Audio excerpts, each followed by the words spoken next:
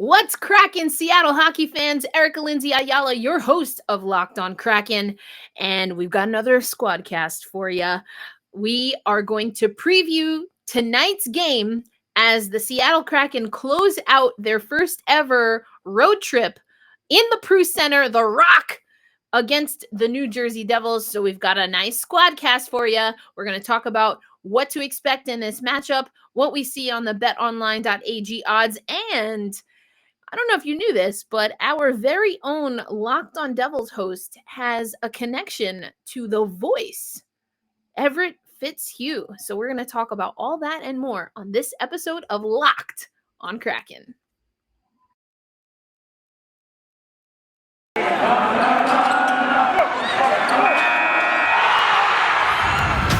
You are Locked On Kraken, your daily podcast on the Seattle Kraken, part of the Locked On Podcast Network, your team every day. We are the Seattle Kraken.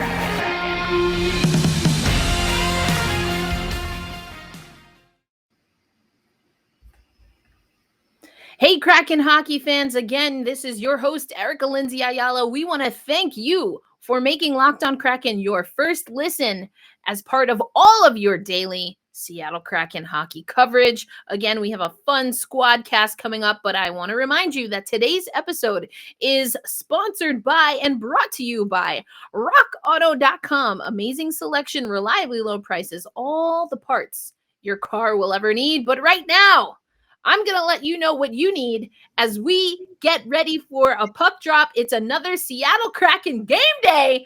But if it's a game day for us, that means it's a game day for someone else. And that, of course, is the New Jersey Devils. Trey Matthews, the host of Locked On Devils, here with us today. Trey, how you living? I am living great, Erica. This is so awesome to do this crossover with you. I knew we would do a crossover between our two teams soon. I didn't figure it would be this soon. So the Kraken and the Devils, I've been looking forward to this ever since the Kraken officially became the 32nd team in the NHL. However, I didn't expect it would be the second game of the year. And I think we're only playing you guys twice this year. So it's game one of two, but I'm looking forward to every single moment of it. Oh, and we are as well. This closes out a road trip for us. And so this is the only game. Tonight's game is the only game standing between the Seattle Kraken and their official home debut at Climate Pledge Arena. So, Trey, will you ride us off into the sunset? Will it be a win? Will it be a loss? I guess we got to watch the game to find out.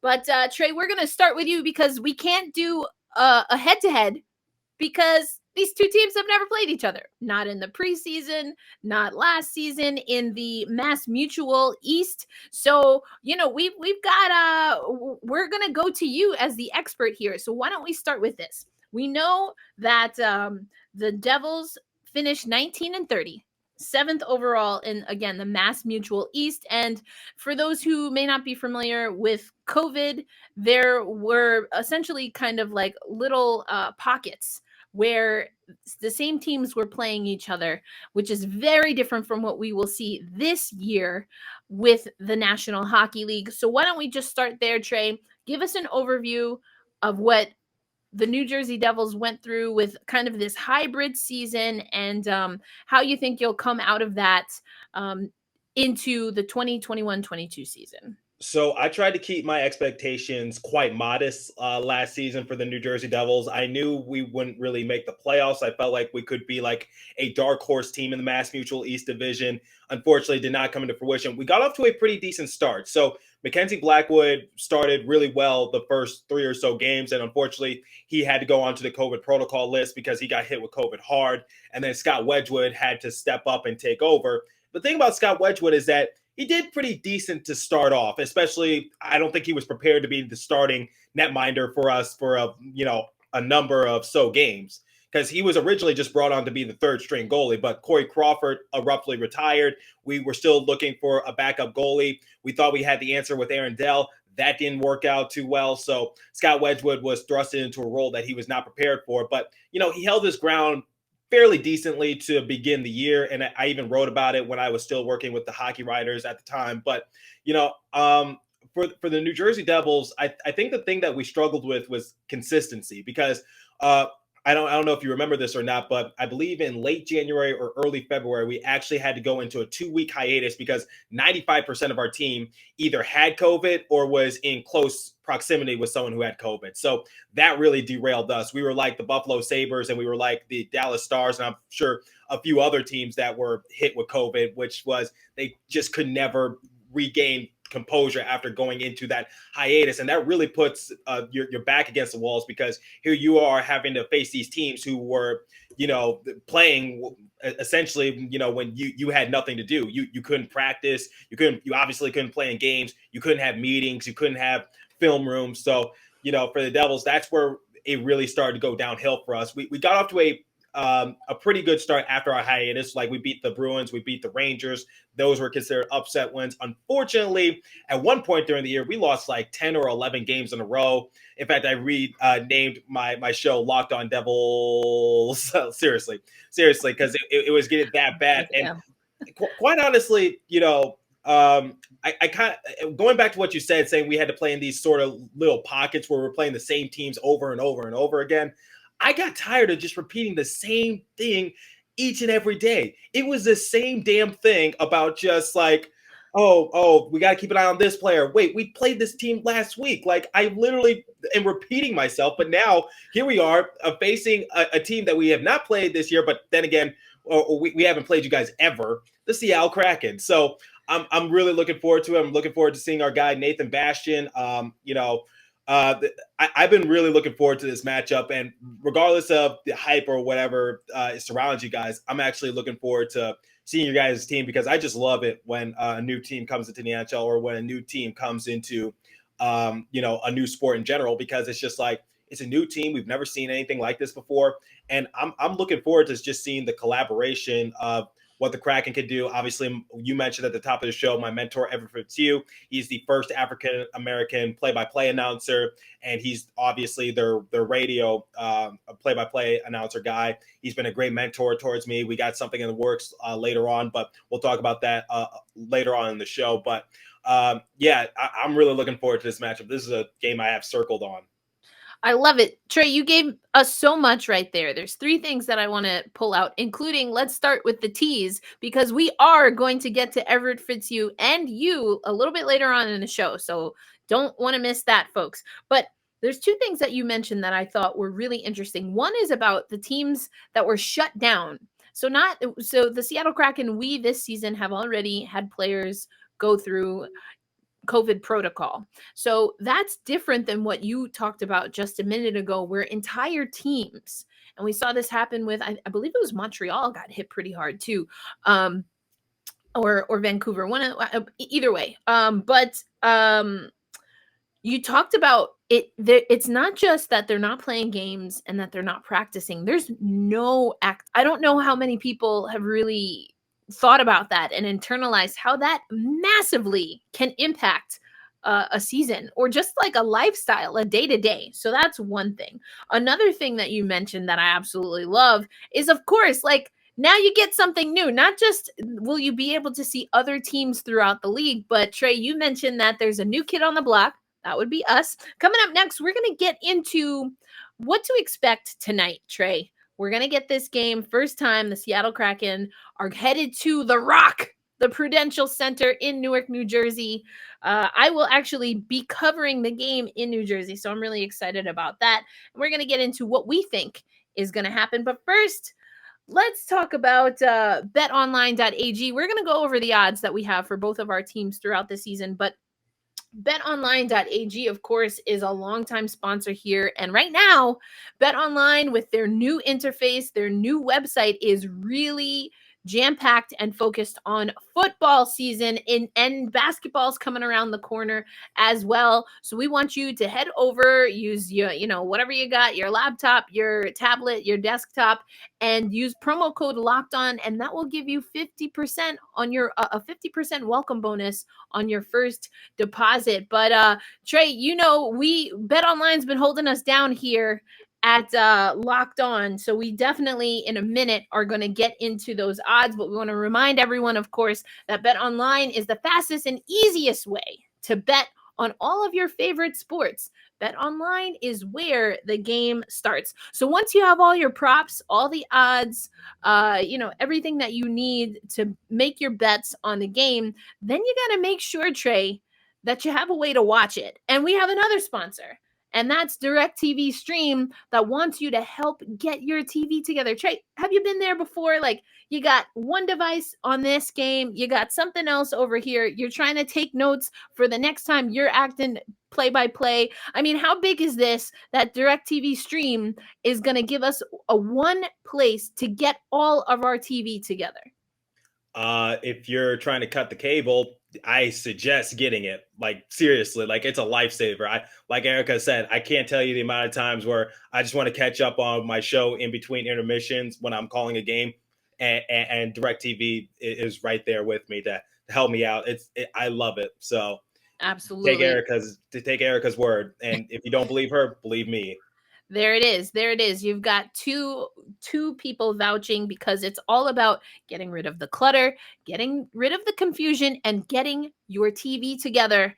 And DirecTV Stream is here to help. And the best part is no annual contract. Only going to need this one device, and that's it. You're good to go. Now, we do want to let you know that a compatible device is required, and content varies by the package that you select. But we're going to get into now, once we've got our TV together, we know how to stream tonight's game if we're not going to be there live. We are going to talk about what we expect. But first, I want to remind everyone, or thank everyone, I should say, for making Locked On Kraken your first listen. But if you're a New Jersey Devils fan, then I want to thank you for making Locked On Devils your first listen. And if you're a Devils fan, then why don't you go ahead and make Locked On Kraken your second listen, and vice versa. That's what we'll do. We got to help each other out. Just pop from one to the next. So we thank you, fans. That's how we get it done. This is a daily podcast, all free and available to you. But now let's get into the goods, Trey. Let's get into the goods. What to expect from this game. So let's start with goalies. Now, I did a squadcast, as I like to say, with Locked On Flyers, because we're recording that game. We don't have the result yet for that game, but I was talking to Rachel and really think that we might see former Florida Panthers goalie Chris Driedger at the back end of this 5-game road trip for the Seattle Kraken. As far as what to expect, I do want to talk a little bit about Nathan Bastian. Now, he's played, again, in all 3 games for the Kraken. But for you, Trey, what are some of the keys for the Devils tonight? What are you expecting? What do you want to see from the team? And who do you think will start in net? Okay, so the Devils coming into the season, we're actually dealing with a couple of injuries. So Ty Smith, Damon Severson, Miles Wood were all out in the season opener against the Chicago Blackhawks. To go along with that, Mackenzie Blackwood was also scratched from the game, and he's usually our starting goalie. He's recovering from a heel surgery that he had over the summer. Also, I think he's having problems getting his COVID shot. I think he's leaning towards getting it. I can't confirm nor deny that. However, I think it's mostly just because of the heel issues that he's facing. They're trying to be very slow in that rehabbing process. So barring anything catastrophic, I believe it's going to be Jonathan Bernier, the former Detroit Red Wing, in net once again for the New Jersey Devils. And he did pretty well in the first game against the Blackhawks. And I actually predicted for him to be a player to look out for going into that game, because I was just like, okay, Mackenzie Blackwood most likely won't play. But, Jonathan Bernier, I can trust him. He's a former champion. He's shown signs of being a capable starter as well. And he can make a few great saves. And he made a lot of great saves in the last game against the Blackhawks. Now, there were some things that just didn't go the way of the Devils. That's why it got tied 3-3 in the last period. And that's why I had to go into OT. But at the same time, first game of the year, there's going to be rust. There's going to be things you got to shake off. And I think unless Mackenzie Blackwood is cleared and given the green light to start, I believe it's going to be Jonathan Bernier. I don't expect Scott Wedgwood to be the starter for the New Jersey Devils. I just think there's really no reason to start Wedgwood. Like I talked about Wedgwood at the beginning of the show. I think he did a good job of holding his own in the beginning of the year. But honestly, does Jonathan Bernier really need a rest this early in the year? Like, seriously, we're only playing our second game. You guys are playing like your third or fourth game. So I think Jonathan Bernier is going to be the starting goalie. I believe they will give all that they can possibly give for Jonathan Bernier to just basically essentially take a night off, because I believe Bernier saw 27 shots against the Blackhawks and he stopped 24 of them. I'm going based on memory here, but yeah, and the fact that our defense has gotten much better, Subban needs to improve, obviously. But the thing is that the Devils won the game 4-3, and Ryan Graves' plus minus was 4, and I believe Dougie Hamilton's plus minus was also 4. So it goes to show you their impact that they have on that team and the fact that they make the people around them better. So if you're a Kraken listener and you're not too familiar with the New Jersey Devils, expect Jonathan Bernier to be the starting goalie for the Devils this evening. Okay, I love it. And I think what you mentioned about goalies is really important. The reason I said Drieger instead of Gruby, Philip Grubauer, is because, to your point, yes, we've had a few more games. And so I think that last game, also an overtime game for us. I know that you guys got the overtime win, walked away with 2 points against Chicago. Unfortunately, we got an overtime loss. So Grubauer, I did think, although he didn't get the win, I did think that he just needed to face a few more shots. We are going to be splitting time, our goaltenders, but especially now that this is the first time in the past 2 seasons where it's a full slate of games, I think you really want to make sure that both goaltenders are sharp. But to your point, going back and forth and flip-flopping, every second game probably doesn't make a lot of sense right now, early in the season. Maybe a little bit later down the road, but for right now. So that's what I think. Gruby got his time, got his groove, and now it's time to get Drieger a little bit, especially knowing that, if I had to guess, if we're being honest, we're probably going to want Philip Grubauer well-rested, feeling good, as the team heads back to the West Coast and gets to open Climate Pledge Arena against the Vancouver Canucks. I'm never going to get used to that name, Climate Pledge Arena. It's a mouthful. Different. It is a lot. So what would the CPA? That's, then it sounds like you're talking about accounting. So that's not the greatest nickname either. Yeah. And by the way, I just got word from Amanda Stein, who works closely with the Devils. Blackwood was not skating this morning with the team along with Miles Wood. So the chances of him playing tomorrow, 0, in my opinion. Look at this. See, this is why we have you on the show. The expert, the insider, able to get live in real time updates. That's why Trey Matthews must follow, not just for Devils fans, but for all hockey fans. But coming up next, Trey, we talked about BetOnline a little bit and it being football and basketball season, but BetOnline does hockey. They do that hockey too, Trey. So we're going to get into what BetOnline is saying for our respective teams in our respective divisions. And then we got to give them, we teased it. So now we got to tee it up and knock it out the park. Your connection with the voice, Everett Fitzhugh, and some exciting news that you dropped on social media just today. That is coming up, but it's time, Trey, to talk about our favorite family-owned business, RockAuto.com. See, now, when we're talking about RockAuto.com, what I love is that RockAuto.com has been doing online cataloging for like auto parts customers for over 20 years. Instead of having to go to a brick and mortar store and maybe they have your part, but they're like, actually, if you go to the one, 5 miles down the road, they have, you don't have to worry about that, because you go online, you look through their catalog, and not only is it convenient, but more often than not, Trey, you're also getting a better deal.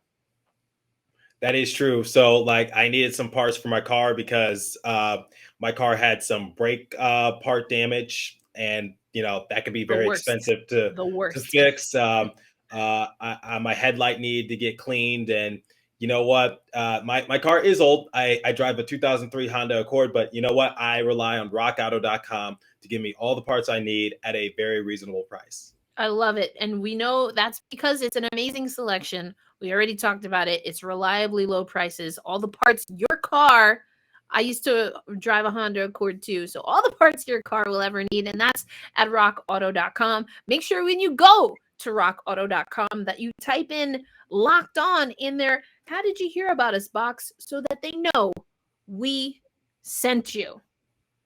But now it's time for us to get into the goods. All right. Now, listen, the conversation around the Seattle Kraken, it's like, oh man, new team, awesome logo, not sure what a Kraken is. And then one of the very next things that people say is, okay, but they're in the Pacific Division. Are they going to be able to do what Las Vegas did? And on and on and on. Like, we get all of that. We get all of that. And I'm going to tell you what, the odds right now have the Seattle Kraken in the playoffs, but not getting that far. So I want to get your expert opinion. You said that you were locked in on the expansion draft. Obviously, you're an expert in the National Hockey League. What are your thoughts about the Seattle Kraken right now? The BetOnline.ag odds have them finishing third in the Pacific Division. Let's start there. Do you think that's realistic? Okay. A lot of your listeners are not going to appreciate what I'm going to say, but I got to be honest. Okay. Yes, you guys are one of the most talked about teams in the NHL. Yes, your uniforms are exciting. Yes, you got some good players. Like we talked about Drieger and Grubauer, players like that, the goalies. And you got Mark as your captain, right? He's wearing the C on his sweater. So, yeah, you got a lot of good, decent players, let's just say. But hype aside, I don't think you guys are that good. Look, you're getting all this hype, and rightfully so. You're a new team. It's very exciting. I don't think there's ever been an NHL team in Seattle. But let's put the hype aside. Let's put the media attention aside. I think the Kraken we got to put it, I can't think of a better term to say it, overrated. I like heard the cheer, like in the metro area. I'm sure it's everywhere, but I immediately heard overrated. That's brutal. You see, you invite someone on your podcast and this is how you get treated. I just gotta be honest. I'm sorry. Appreciate the honesty. Look, the expansion draft was a letdown in my opinion. Because look, you had players like Price, Tarasenko, and also Subban available. Like my question, I've been meaning to ask you this for a while, but you also had Price, or you had Quick available. Excuse me. So you got Larson, you got Mark on your team, obviously. But the thing is, why couldn't you, I guess you didn't want to stack up on the money, but why couldn't you draft people like Subban, Tarasenko, Price, and Quick? Price and Quick, they've shown history of actually being pretty decent. Like Quick went to the Stanley Cup Finals and he beat my Devils in it.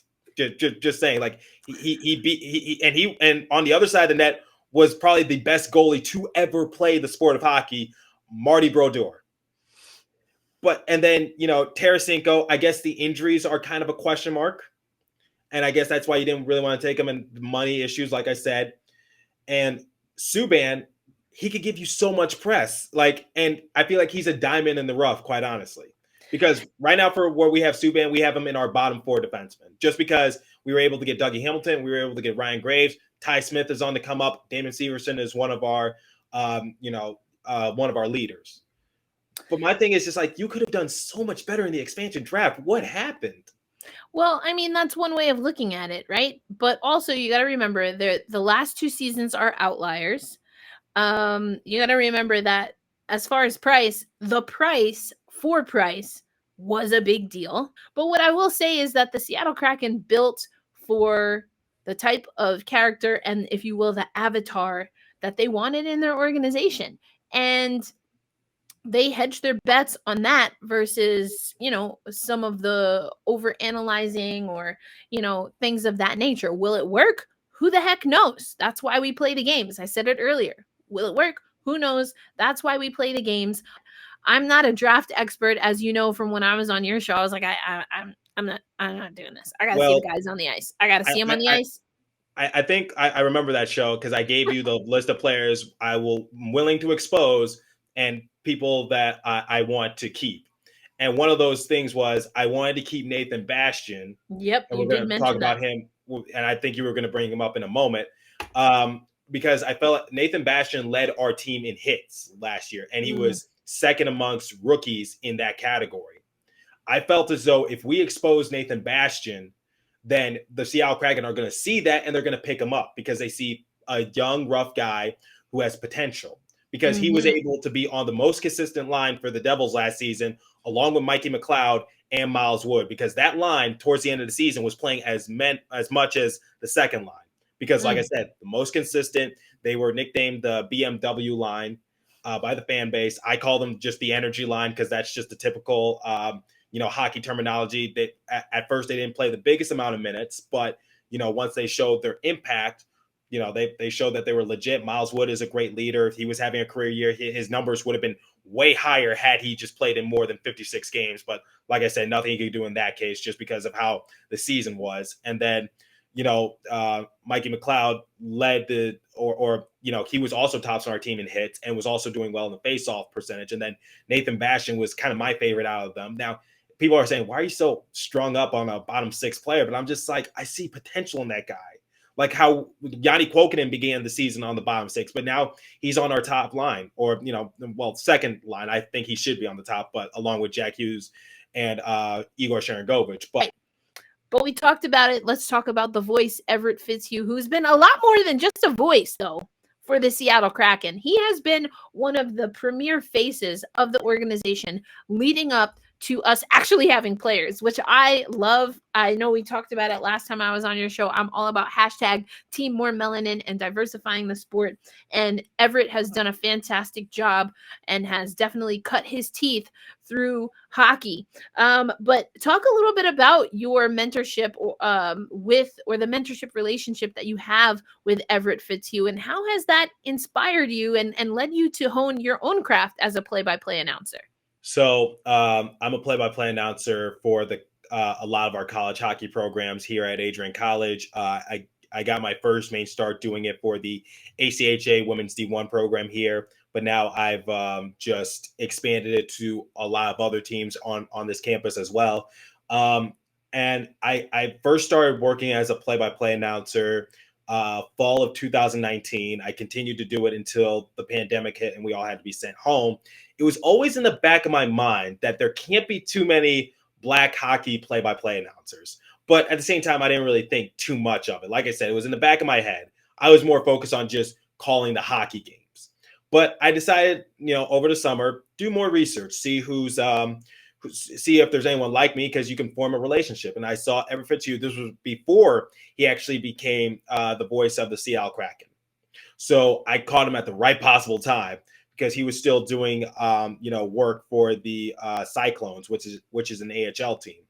And, I tweeted him my story. He responded. We exchanged emails. We exchanged phone numbers. And he's been a great mentor. Like I send him my games I do. I give him a heads up of major games that I consider important to him as well. Like I said, he's been a great mentor. He's taught me the ropes. He's willing to talk on the phone with me for like an hour, just saying, here's how you announce this better. Here's how you say this better. Or, just like, and I feel like I've gotten so much better at my craft. And overall, it's led me to better opportunities. And here I am at the Locked On Podcast Network. Here I am writing for a few hockey programs. I'm still a senior in college. I intend on doing a fifth year just to, see if I could do more opportunities at my school or just build on my resume just a little bit, because I'm still fairly new in this kind of field. So, Everett Fitzhugh, the first African-American play-by-play announcer at the NHL level. As they say, representation matters. And as someone who is the only Black reporter, a Black Latina reporter, and then amplify that by I'm a woman as well, I know how it is out here in these streets. But, I want to also uplift that on the 23rd. So the 23rd is kind of a big day for Everett, for the Seattle Kraken.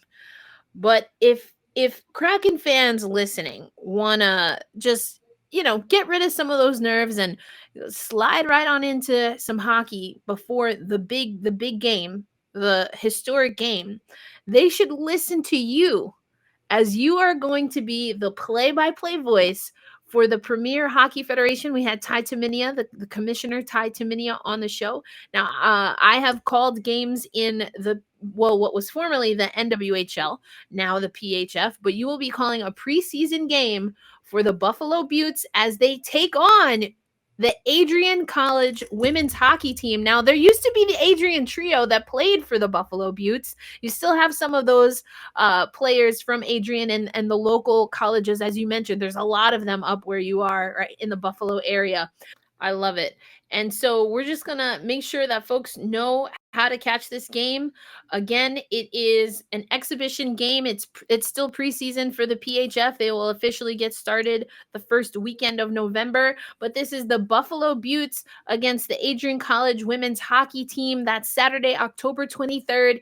It is a 4 p.m. Eastern start. So that's 3 p.m. for my PT folks, my Pacific time zone folks. You'll have plenty of opportunity to catch the Seattle Kraken game later in the day, but let's make sure we're supporting Trey. Again, his mentor, Everett Fitzhugh, we hope that we get him back soon as well. But Trey, thank you so much for joining me here on Locked on Kraken, and we're going to have you back. But Trey Matthews, make sure on October 23rd that you listen to your boy Trey, as he's going to be bringing you some preseason PHF. Again, we've had Ty Taminia on the show, and, we're expecting big things from the PHF, and we'll see how you are involved. I'm hoping I can continue to be involved, but all of that is to come. But what we do know is that you can listen to both Trey and I, your host of Locked on Kraken, Erica Lindsay Ayala, on the Locked On Podcast Network. Make sure you make Locked On NHL, any of your favorite NHL shows, your first listen of the day. But for Trey Matthews, again, this is Erica Lindsay Ayala, and that's all we have for this show. Seattle Kraken fans, hold fast, stay true, and let's go Kraken.